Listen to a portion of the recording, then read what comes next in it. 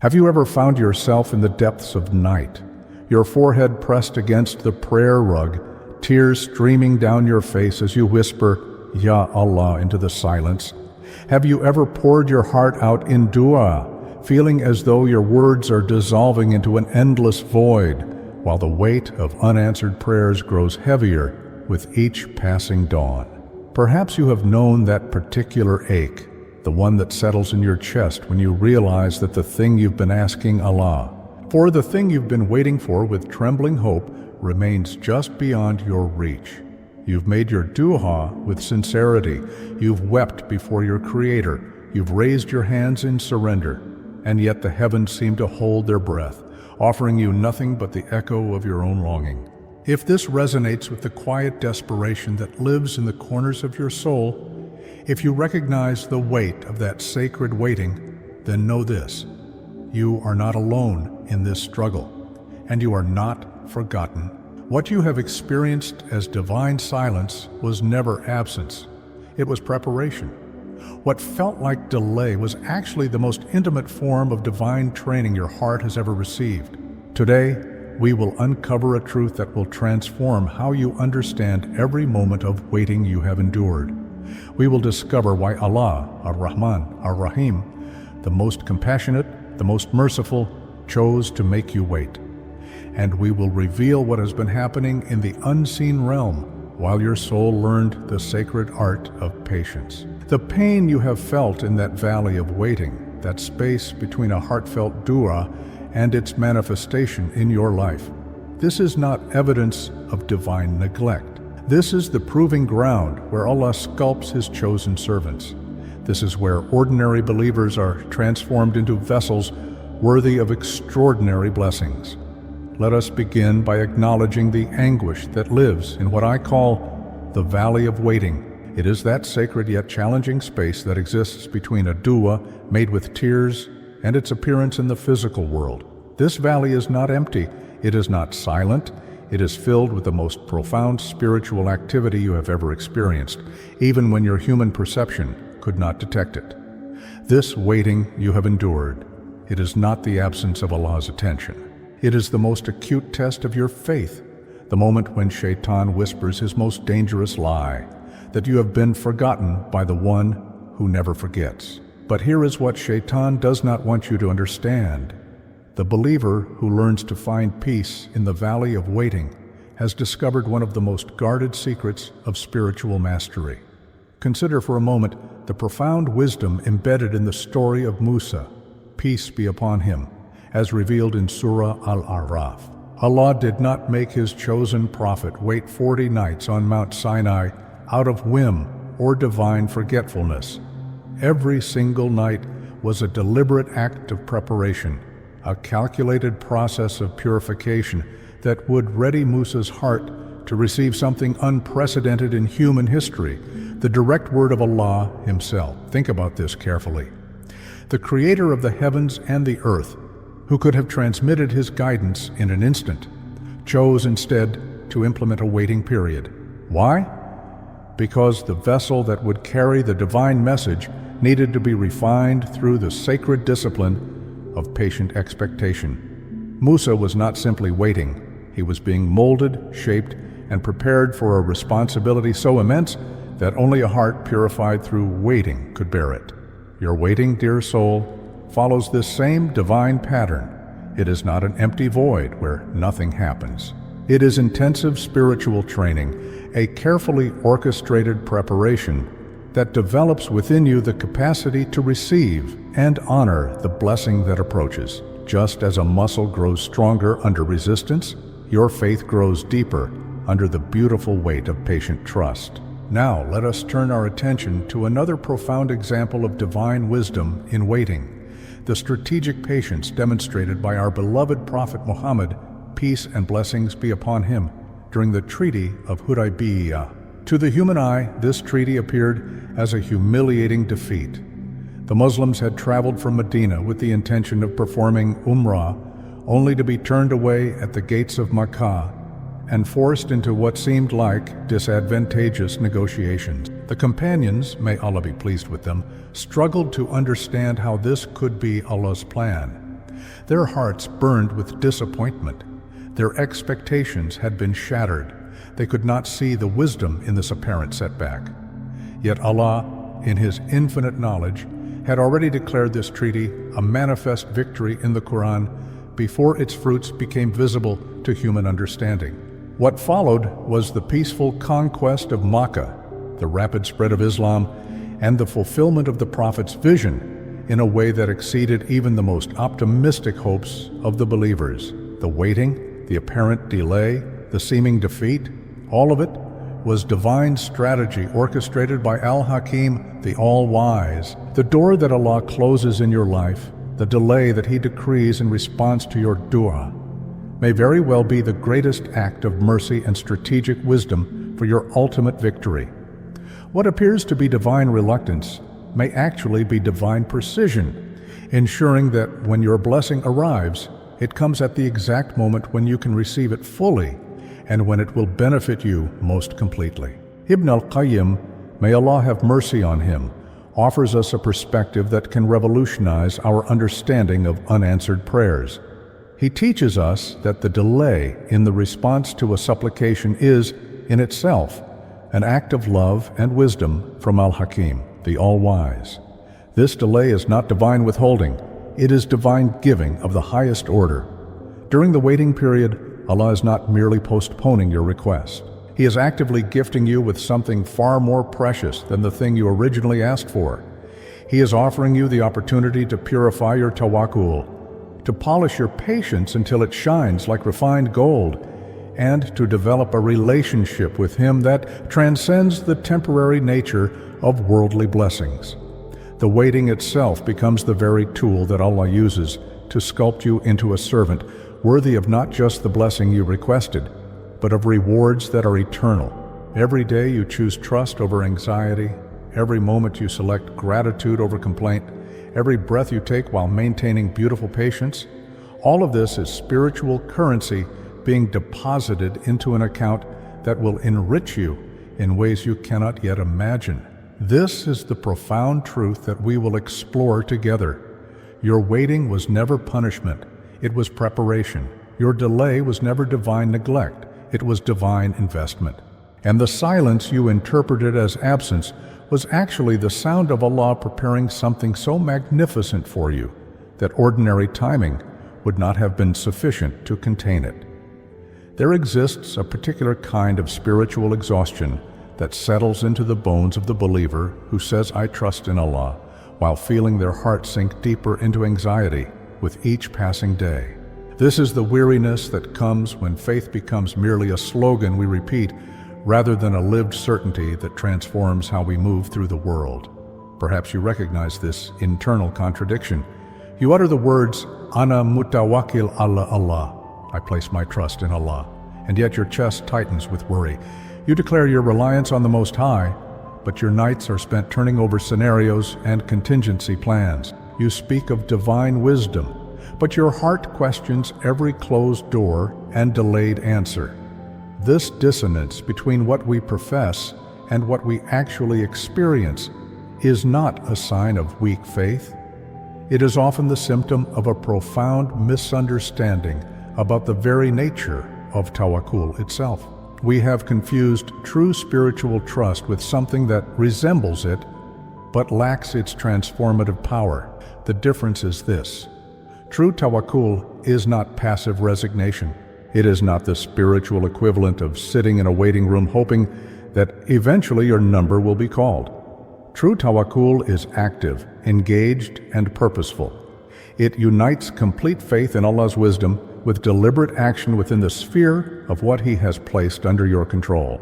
Many believers, exhausted by the trials of life or misguided by incomplete understanding, fall into what we might call false tawakkul, a passive waiting that expects miraculous intervention without engaging in the efforts that Allah has made part of His divine system. They wait for provision without seeking lawful work. They hope for healing without consulting doctors. They desire knowledge without studying. And then they wonder why their duas seem to echo in empty space. But listen to this profound lesson embedded in the story of Maryam, peace be upon her. during the most vulnerable moment of her life. Here was a woman who had been sustained by miracles throughout her existence. Allah had provided for her in ways that defied natural law. Food would appear in her prayer chamber without any apparent source. Her needs were met through direct divine intervention. Yet, when she was in labor, experiencing the most acute physical and emotional need of her life, what did Allah command her to do? And shake the trunk of the palm tree toward you, it will drop upon you ripe, fresh dates. Consider the profound wisdom in this instruction. Allah, who could have caused the dates to fall without any effort from Maryam, chose instead to require action from her. In her moment of greatest weakness, when she barely had strength to breathe, He asked her to exert what little effort remained within her capacity. This was not cruelty. This was the deepest form of spiritual education. Allah was teaching her, and through her story, teaching us, that even the purest reliance on Him includes taking whatever action lies within our reach, no matter how small or seemingly insignificant that action might be. Your tawakkul is not meant to be the passive surrender of someone who has given up. It is meant to be the active engagement of someone who understands their role in the divine partnership between effort and reliance, between human responsibility and divine sovereignty. Think of it this way: your trust in Allah is not like being a passenger sitting in a bus, waiting for the driver to take you to your destination. Your trust in Allah is like being a farmer who has complete faith in the Creator's control over rain and sunshine, but who also understands that he must plow the field, plant the seeds, and tend to the crops with his own hands. The farmer does not plant seeds because he doubts Allah's ability to provide. He plants them because he understands that Allah's provision often comes through the very channels of effort and action that He has established as part of His creation. The farmer's planting is not a contradiction of his trust, it is an expression of his trust. So, when you find yourself in the valley of waiting, when the thing you have asked Allah for seems delayed beyond your understanding, examine your own engagement with the situation. Have you identified the next possible action within your sphere of influence? Have you sent the email that needs to be sent, made the phone call that requires your voice, taken the step that lies directly in front of you? This is not about controlling outcomes. That remains firmly in Allah's hands. This is about honoring your part of the divine contract. This is about executing whatever small action is available to you with ihsan, with excellence, as though you could see Allah observing your effort. When you align your limited actions with unlimited trust, when you combine human effort with divine reliance, you create the conditions for miracles to unfold. Not because your actions force Allah's hand, but because your actions demonstrate the sincerity of your faith and your readiness to receive what He has prepared for you. The waiting continues, but now it is no longer passive. It becomes a dynamic state of prepared expectation, where you have done what you can and entrusted what you cannot do to the One who can do all things. This is the tawakkul that transforms both your experience of waiting and the way Allah responds to your trust. There comes a moment in every believer's journey when the ground beneath their feet seems to crumble, when a calamity strikes with such force that it doesn't just change their circumstances, it shatters their entire understanding of how Allah's mercy operates in their life. Perhaps it was the job you lost just when your family needed security most. Maybe it was the relationship that ended when you thought it was leading to marriage, or the business that failed despite your du'as and your best efforts. In these moments, something dangerous begins to whisper in the depths of your soul. It is the voice that questions not just Allah's timing, but His wisdom. It is the doubt that creeps in and asks, if I was on the right path, if I was making dua, if I was trying to live as a good Muslim, then why did Allah allow this devastation to enter my life? This is the spiritual crisis that can shake the foundations of faith. The feeling that you have been betrayed not by circumstances, but by divine decree itself. The wound of questioning Allah's qadr begins as a small crack in your trust, but if left unattended, it can split your heart wide open and leave you vulnerable to despair. But what if I told you that the very disaster you interpreted as divine punishment was actually divine protection? What if the loss that seemed to derail your life was the mercy that saved your soul from something far worse? What if Allah, in His infinite knowledge of the unseen, was actually removing obstacles from your path that you could not even perceive? In Surah Al-Kahf, we find one of the most profound examples of hidden mercy disguised as apparent injustice. When Musa, peace be upon him, accompanies the mysterious servant of Allah known as Al-Khidr, he witnesses 3 actions that seem to contradict everything he understands about divine justice. First, Al-Khidr damages the boat belonging to poor fishermen who had been kind enough to give them free passage. To Musa, representing our limited human perspective, this appears as shocking ingratitude and needless destruction. How could someone damage the property of people who had shown them generosity? But Al-Khidr's explanation reveals the hidden mercy. As for the ship, it belonged to poor people working at sea. So I intended to cause defect in it, as there was after them a king who seized every ship by force. The damage that seemed like cruelty was actually protection. By making the boat appear unworthy of confiscation, Al-Khidr saved these poor people from losing their livelihood entirely. This story illuminates a profound spiritual principle. Sometimes Allah's mercy comes to us in the form of apparent loss. Sometimes His protection manifests as disruption. Sometimes the door that slams shut in our face is His way of steering us away from a path that would have led to our destruction. Consider your own life for a moment. Think back to a time when something you desperately wanted was denied to you, when a plan you had invested your heart in completely fell apart, when you experienced what felt like a cruel reversal of fortune.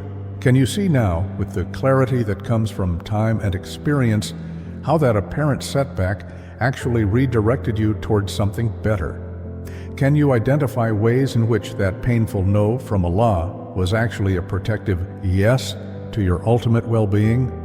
Perhaps the job you lost led you to discover a career path that brought you greater fulfillment. Maybe the relationship that ended saved you from a partner who would have made you miserable. Possibly the financial loss forced you to develop skills and resilience that you never would have gained through easy success. This is not to minimize the real pain you experienced during those trials. Your tears were valid. Your confusion was understandable. Your struggle to comprehend Allah's wisdom was a natural human response to circumstances that exceeded your ability to see their full context. But now, from your current vantage point, you can begin to recognize the hidden architecture of mercy that was operating even in your darkest moments. You can start to see how Allah was not punishing you during those trials. He was preparing you. He was not abandoning you in your moment of need. He was repositioning you for blessings that required a different version of yourself to receive them properly. Every trial that enters your life passes through the filter of Allah's mercy before it reaches you. Every hardship that touches your world has been carefully measured by the one who knows not just your present capacity for endurance, but your future potential for growth. Nothing random ever happens to you. Nothing meaningless ever disrupts your peace.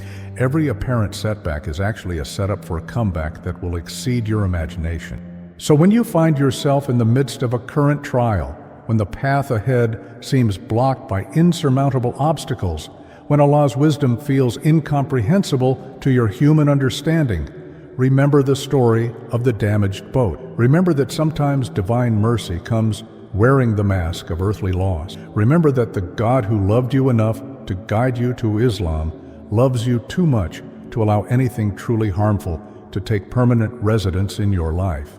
Your trial is not evidence of Allah's anger. It is proof of His careful attention to your spiritual development. You are not being punished, you are being purified.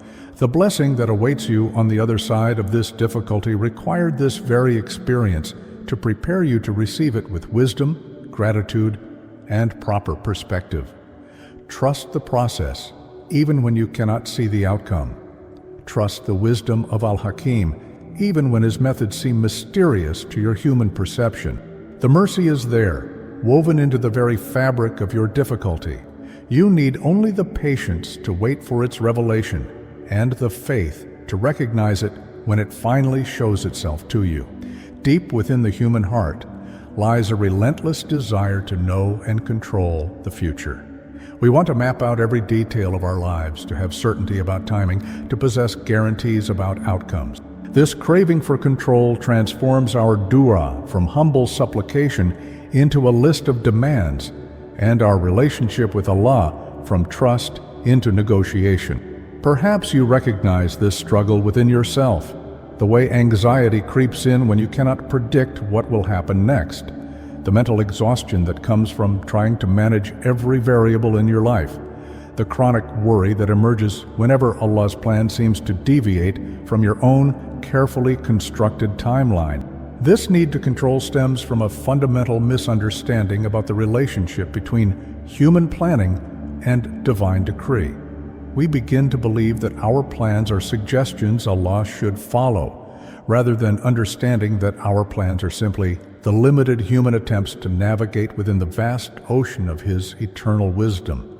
The believer is called to a delicate balance, to plan responsibly with their hands while trusting completely with their heart, to engage their intellect in thoughtful preparation while surrendering their attachment to specific outcomes, to work with dedication while remaining flexible enough to accept whatever Allah decrees as ultimately better than what they originally envisioned.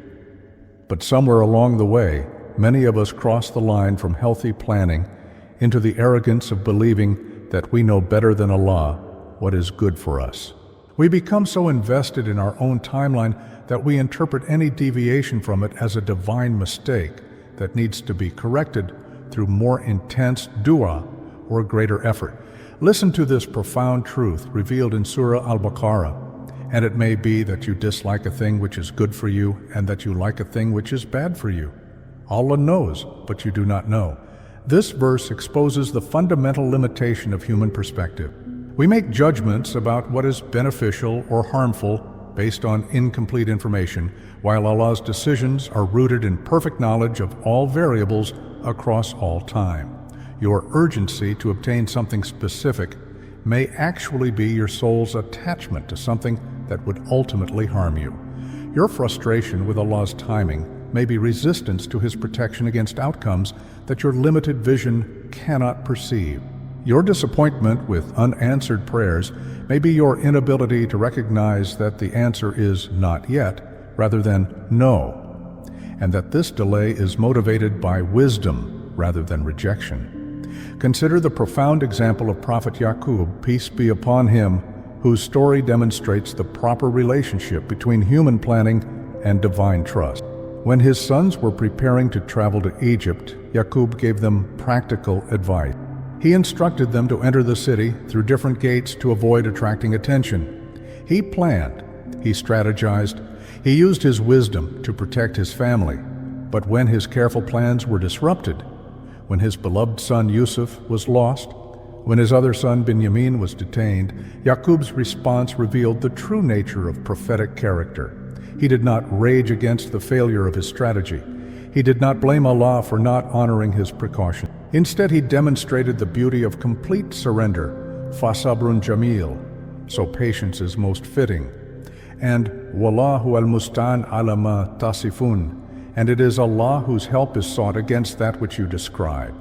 Yaqub teaches us the secret of spiritual maturity. We plan because Allah has given us intellect and commanded us to use it, but we surrender the results because outcomes belong entirely to His domain. We prepare because preparation is part of righteousness, but we remain unattached to our preparations because attachment to anything other than Allah's pleasure is a form of spiritual poison. Imagine drawing a circle on a piece of paper. Inside this circle, write everything that is genuinely under your control: your intentions, your effort, your character, your responses, your dua, your worship, your choices about how to spend your time and energy. These things are your responsibility, your sacred trust from Allah. Outside this circle, write everything that lies beyond your control, other people's decisions, the timing of results, the specific form your blessings will take, global circumstances, the past, the future, the responses of others to your effort. These things belong to Allah's domain, and any attempt to control them is not just futile, it is a form of spiritual trespass. The peace you have been seeking, the rest your soul craves, comes from learning to focus your energy entirely within your circle of control while consciously releasing everything outside it to Al-Wakil, the ultimate trustee. This is not passivity. It is the highest form of spiritual intelligence. When you align yourself with this truth, something remarkable happens. The crushing weight of trying to orchestrate outcomes lifts from your shoulder. The anxiety about timing dissolves into patient expectation. The frustration with circumstances transforms into curiosity about Allah's wisdom. You become like water, flowing naturally around obstacles instead of fighting against them, always moving toward your destination, but never breaking yourself against the rocks of resistance. This is the detoxification your soul has been waiting for, the release from the exhausting burden of trying to be Allah in your own life. When you surrender control, you do not lose power. You gain access to the infinite power of the one who controls all things. When you stop trying to force outcomes, you create space for miracles that exceed anything your limited imagination could have conceived. The battle between your plan and His decree ends the moment you realize that His decree was always designed to fulfill the deepest intention behind your plan. Even when the form looks different than what you expected, trust the process. Release the outcome. Focus on your circle of control and watch as Allah transforms your surrender into the very success you were trying to achieve through control. There exists a subtle poison that can contaminate even our most sincere prayers, a hidden corruption that transforms our dua from genuine worship into unconscious performance. It is the quiet hunger for human validation that lurks beneath our requests for worldly blessings. The ego's whispered question, what will people think when they see Allah has granted this to me? Perhaps you have felt the sharp sting of this spiritual illness, the moment when you see others receiving the very blessings you have been asking Allah for. And instead of feeling happy for them, you experience a painful twist in your heart. That pang of envy reveals something uncomfortable about the true nature of your desires. Are you seeking Allah's provision for His glory or for the admiration of His creation? This is not a comfortable topic to explore because it forces us to examine the hidden motivations that live in the shadows of our consciousness. It asks us to consider whether our prayers for a better job are truly about serving Allah more effectively or about having an impressive title to share at social gatherings. It questions whether our dua for marriage springs from a genuine desire for a righteous partnership or from the need to appear successful in the eyes of family and friends. The danger of contaminated intentions is not merely that they reduce the spiritual value of our worship, though they certainly do that. The deeper danger is that when our du'as are motivated by ego rather than sincere need, Allah may delay answering them as an act of mercy, protecting us from blessings that would become the very instruments of our spiritual destruction. Consider the terrifying hadith about the first people to be judged on the day of resurrection. The martyr who fought not for Allah's cause, but so people would call him brave. The scholar who taught not to spread knowledge, but so people would call him learned. And the generous man who gave charity not to help the needy, but so people would call him generous. Despite their apparently righteous actions, they will be dragged to the fire because their deeds were performed so that people would say, rather than for Allah's pleasure alone. This hadith should make every believer pause and examine their heart with ruthless honesty. How many of our requests to Allah are secretly contaminated with the desire for human recognition? How often do we find ourselves wanting things not because they would genuinely improve our ability to worship and serve, but because they would elevate our status in the eyes of others. The waiting period that feels so frustrating to you may actually be Allah's gift of time to purify your intention.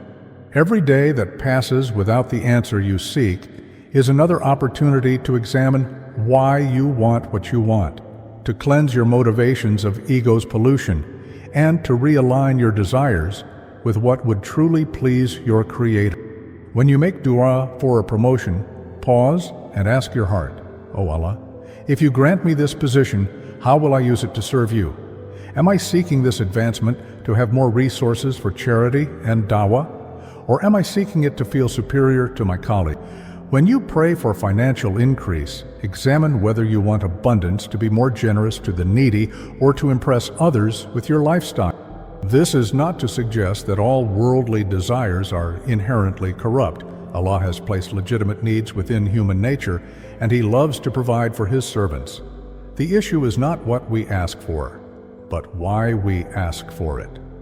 The same request can be either pure worship or subtle shirk, depending on the intention that motivates it. Ibn al-Qayyim offers us a powerful metaphor for understanding this spiritual reality. He says that actions without sincerity and proper following of the Prophet's guidance are like a traveler filling his luggage with sand.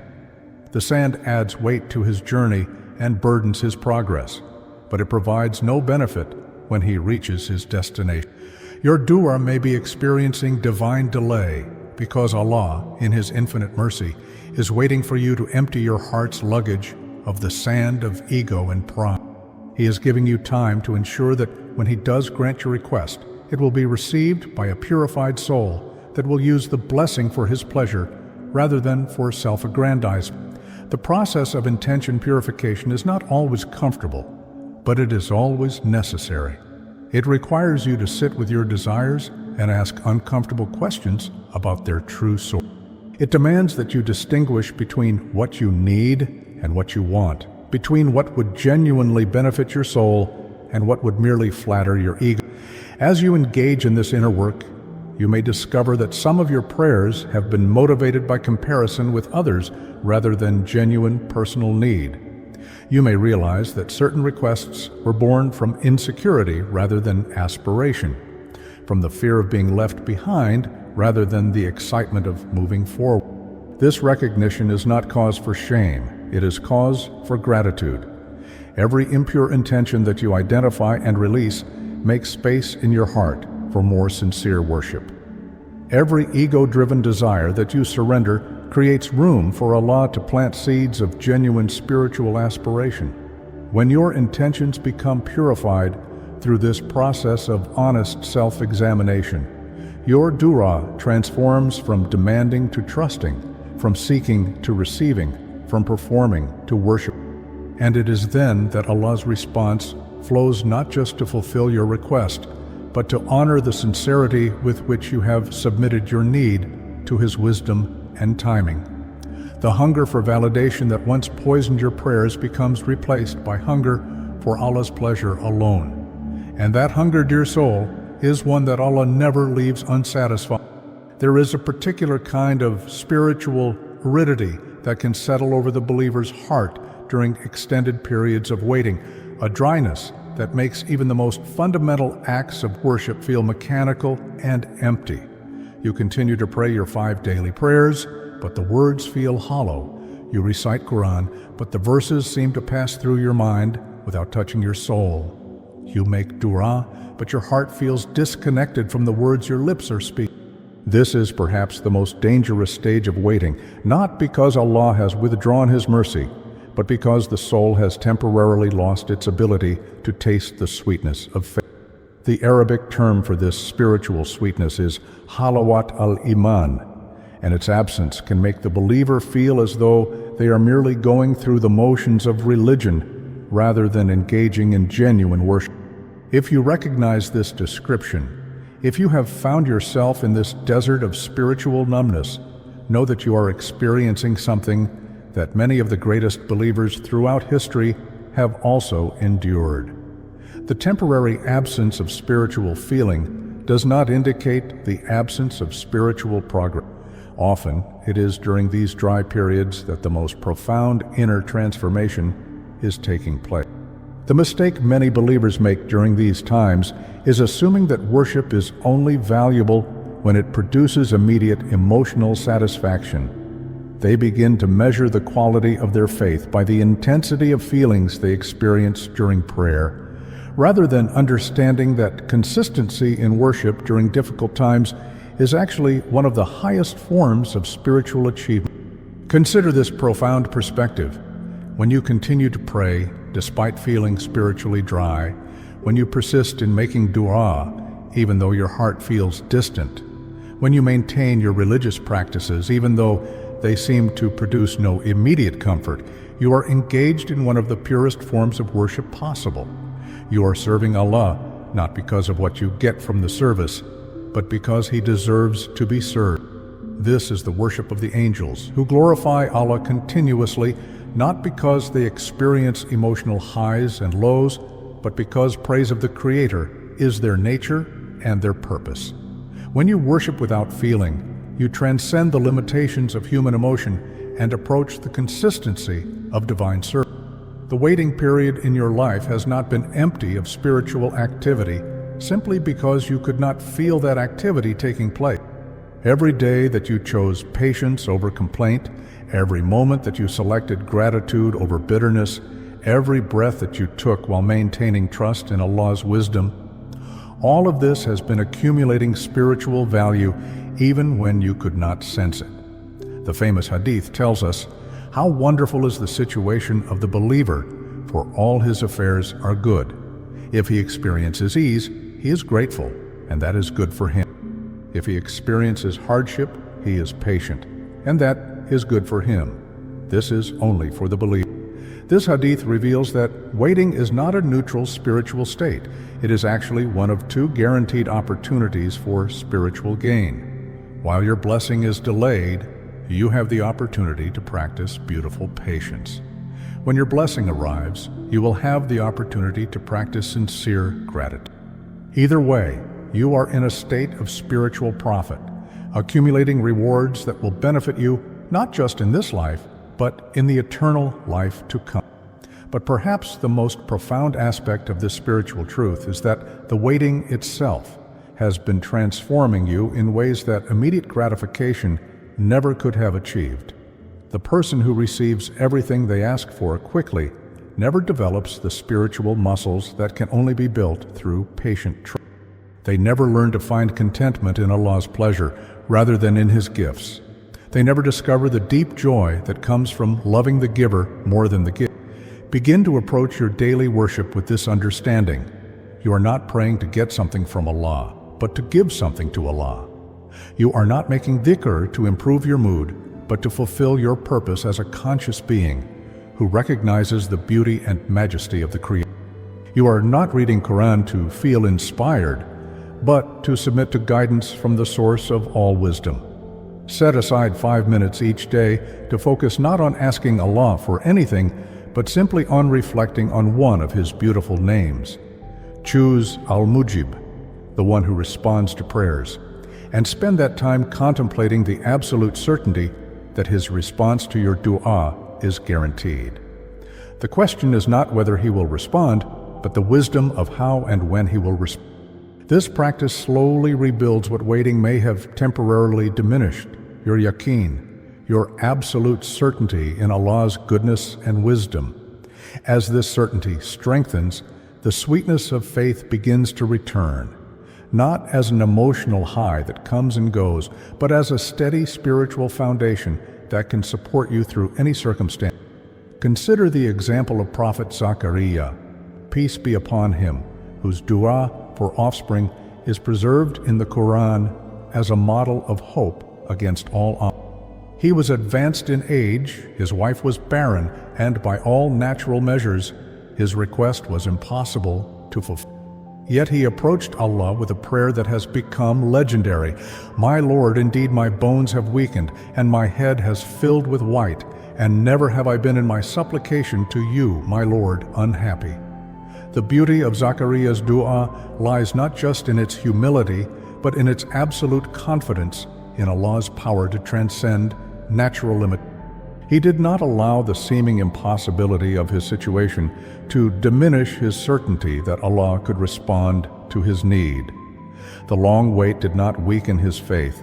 It became the very foundation of his eternal legacy as a servant who maintained hope when hope seemed irrational. Your waiting, like Zacharias, is not evidence of divine neglect. It is the preparation ground for a testimony of faith that will outlast your physical life.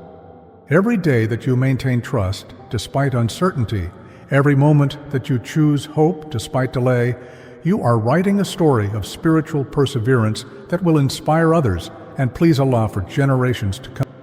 The desert of waiting is not barren.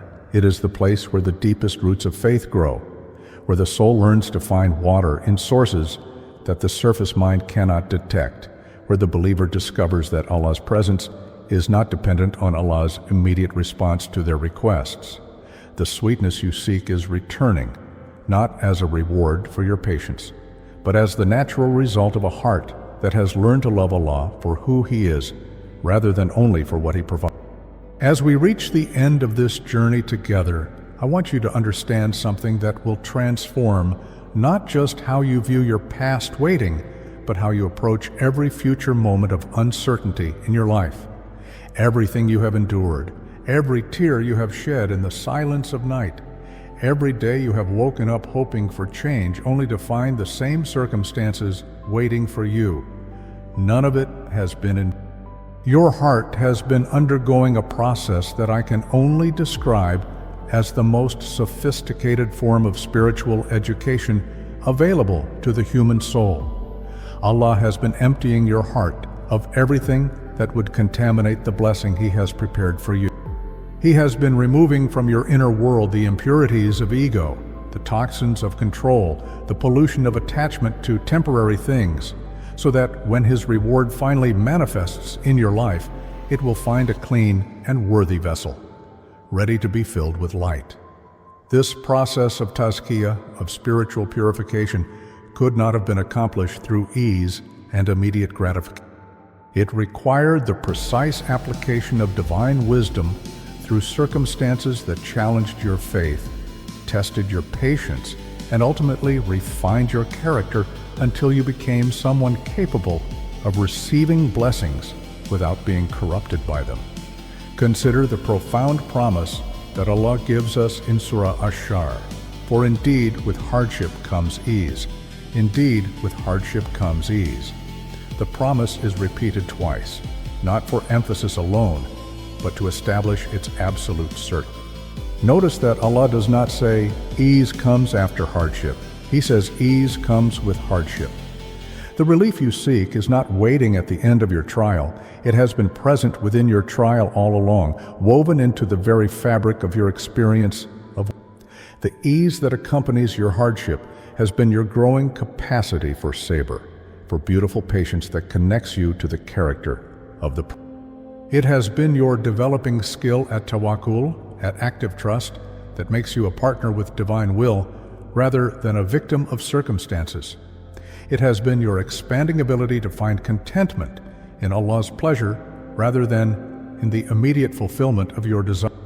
Every day that you chose faith over despair, every moment that you selected gratitude over complaint, every breath that you took while maintaining hope despite delay, all of this has been the ease that Allah promised would accompany your hardship. You have been receiving the answer to your prayers in the form of spiritual development that will benefit you for eternity, even as you waited for the temporary blessing that occupied your immediate attention. Remember the profound vulnerability and ultimate triumph demonstrated by our beloved Prophet Muhammad, peace and blessings be upon him, after his rejection in Ta'if. After being brutally driven from that city, after having stones thrown at him until his feet were bloody, after experiencing what seemed like complete failure in his mission, he did not complain about Allah, he complained to Allah. His dua in that moment has become one of the most beautiful expressions of surrender ever recorded. O Allah, to you I complain of my weakness, my scarcity of resources, and my humiliation before the... O most merciful of those who are merciful, you are the Lord of the weak, and you are my Lord. To whom do you leave me? To a distant person who receives me with hostility, or to an enemy you have given power over me? This was not a prayer of despair, it was a prayer of intimate communication with the Creator, a moment when apparent failure opened the door to the deepest form of spiritual connection. The waiting and the trial had not separated the prophet from Allah. They had brought him into the most direct conversation with divine mercy that human language can express. Your own experience of waiting has served the same purpose. It has stripped away the barriers between your soul and your Creator. It has removed the distractions that once prevented you from hearing the subtle voice of divine guidance. It has created within you a capacity for intimate relationship with Allah that prosperity and ease never could have developed. Imam al-Ghazali offers us a final metaphor that illuminates the entire purpose of your waiting experience. He speaks of the polishing of the heart's mirror through spiritual discipline and patient endurance.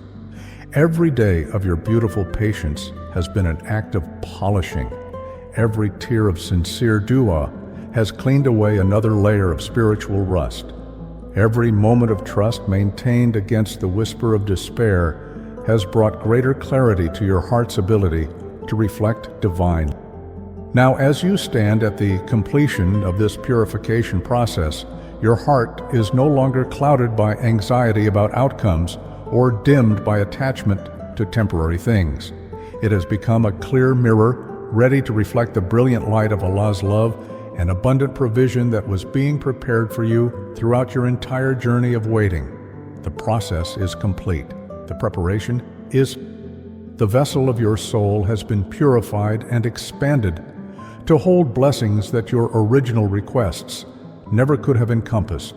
Al-Mujib, the one who responds to every prayer, has been working behind the veil of the unseen to orchestrate responses that will exceed your greatest expectations and fulfill needs you did not even know you had. What you asked for was good. What Allah has prepared for you is better. What you thought you needed was limited by your human perspective. What you are about to receive has been designed by infinite wisdom to satisfy not just your immediate requests, but the deepest longings of your soul for eternal happiness and divine pleasure. The waiting has ended. The eternal reward for His chosen servants is now ready. And you who have learned to find peace in the valley of waiting, who have discovered sweetness in patient trust, who have maintained beautiful faith despite every test, you are ready to receive. Rabbana atina fid dunya hasanatan wa fil akhirati hasanatan wa qina adhab an-nar. Our Lord, give us in this world that which is good, and in the hereafter that which is good, and protect us from the punishment of the fire. The answer is coming. The blessing is near.